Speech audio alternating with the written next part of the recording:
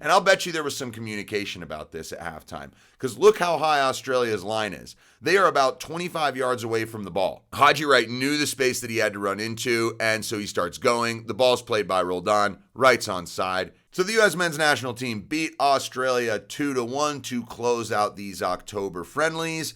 And I don't remember the last time they actually went unbeaten in a window. So, that's a positive. I was actually at the game, so it was definitely interesting to see some of the personnel live, but also the tactics, the strategy, the whole thing. So welcome to Campfire Football. I'm Sebastian North. Let's break down this USA versus Australia match. I'll show you some of the good patterns of possession and play that we saw, point out some of the errors, and talk a little bit about some of the individual players who either did or did not impress me. So let's go ahead and get into it. All right, so if you are still wondering what this U.S. men's national team shape looks like, here it is. There is a back three. You've got Richards, McKenzie, and Robinson. Then you've got a holding midfield pair of Sands and Roldan. And ahead of them, the two attacking midfielders, McKennie and Pulisic. So you have this box in midfield. Then you've got your wide guys. Weah on the left side, Freeman on the right. And then up front, we had Haji Wright. So Australia pretty much played the exact same formation. There were certain movements off the ball that were slightly different, but they were doing the same thing. So for us to find our way out, we had to move the ball quickly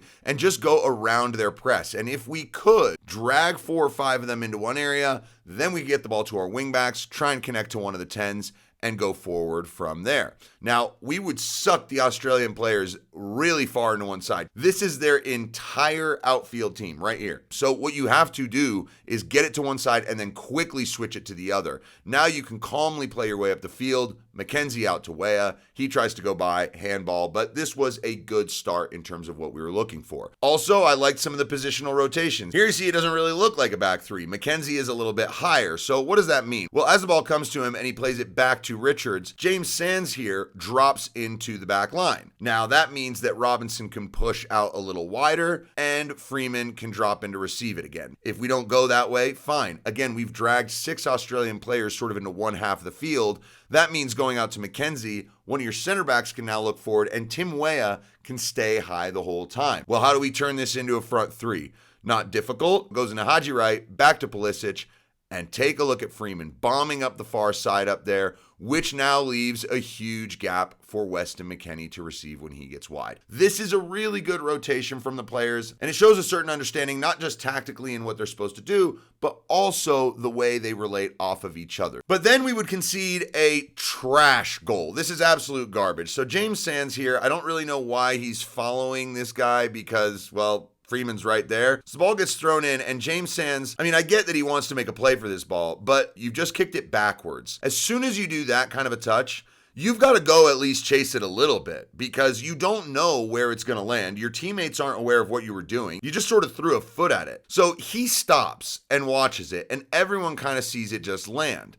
All right, well, fine. Richards is still between the ball and the goal. Sands comes in and goes right behind the guy, so he doesn't really make any play at it because he doesn't want to foul him. Roldan and Richards both sort of reach in. Roldan tries to poke the ball away while he's falling down backwards. Embarrassingly, Chris Richards doesn't even make a play at the ball, and it's put in, and it wasn't even that strong of a finish. This is a horrendous goal to give up. Look, the one that Ecuador scored on us was actually just a quick turnover, fast break, excellent finish from a class forward.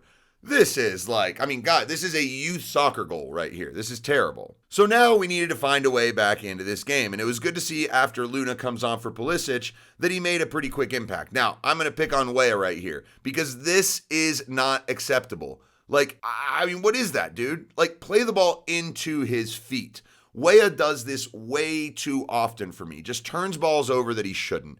And then we're in bad situation, right? That's the wing back out of position. Now Australia can counterattack. But this is key right here. Richards, very good step to go and win that ball. Roldan quickly heads it down to McKennie.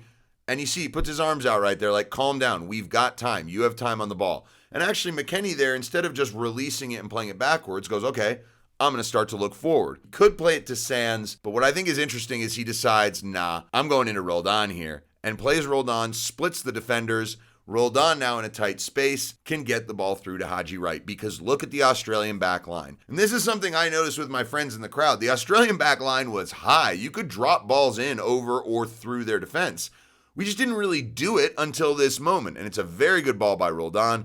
The run by Haji Wright's very good. He gets there first, and the toe poke finish into the near top corner, excellent. So now we're level. And one thing that Luna brought that was very good was this. He likes to go forward, win balls, get in tackles, and he steals the ball right there, gives it to McKennie, very quickly plays it to Roldan. And look, if you're not a Roldan fan, yeah, you better figure it out, because I have a feeling he's going to be at the World Cup next summer. He just has a relationship with a lot of these guys, and he's got enough know-how to know where to be. And so here he puts himself in a great position, shoots it just wide. That would have been a great way to cap off the half for him. So we go into halftime level 1-1, and I was actually pretty confident we'd go on and win this game. I was excited. I was like, oh, they're going to attack our end in the second half. We're going to get to see some goals. But the start of the second half was absolutely appalling. The first 5 minutes were terrible. And we almost conceded a similar goal to the first one. So throw it on the side here, gets thrown in. Sands is just grabbing the dude. Falls down, doesn't get the foul. Okay, but how Sands and Freeman get split right here is absurd. Watch the way Freeman defends. No one has told you to defend with that body posture ever. Then the guy keeps on going, nutmegs Miles Robinson. That's embarrassing. Ball gets played into the back post, and there's a guy completely free, shooting, and it's blocked. So how does a guy end up here completely free? Well, let's just go backwards a little bit to where the throw-in happens. So here's the throw-in, Diego Luna, standing right next to the guy. I don't know why he's not goal side. He should be, because they have the ball. But he just leaves him. Watch this. As the ball just goes in, it just does not follow him at all. I'm sorry, that is not okay. I like Diego Luna, but this kind of thing is completely unacceptable. They will show him this in the game tape. Do not let midfielders just run off of you. So that was concerning. Less than a minute into the half, and then we have this build out. Ball comes out to Mark McKenzie. He plays this with his left foot, which is a weak one, but watch the way it's bouncing. What? And then look, you can see Matt Fries's number. How on earth is your goalkeeper facing out of bounds? That goes to show you how terrible of a pass that is. And Australia read the situation. This is a pressing moment. The keeper has his back to the field from a terrible pass. Go. And they just run right in. I mean, Fries is able to get the ball off his foot just on time, but it's bouncing into McKennie. He's under a bunch of pressure, so he plays it in the air. Richards has to hop to bring it down. Now he's just got to get it out because there's nowhere to go, and Australia win the ball. That was a very concerning start to the half. But the funny thing is, just a minute later, we would go and take the lead. So ball comes out to Robinson. He plays it to Freeman. Freeman buys himself a foul. Very light shove on the top of his shoulder, and he goes down. Australians saying like, well, we barely touched him. Free kick given. Now watch what Freeman does. Grabs the ball, sets it. And as soon as he sets it, Roldan sees something and plays the ball through.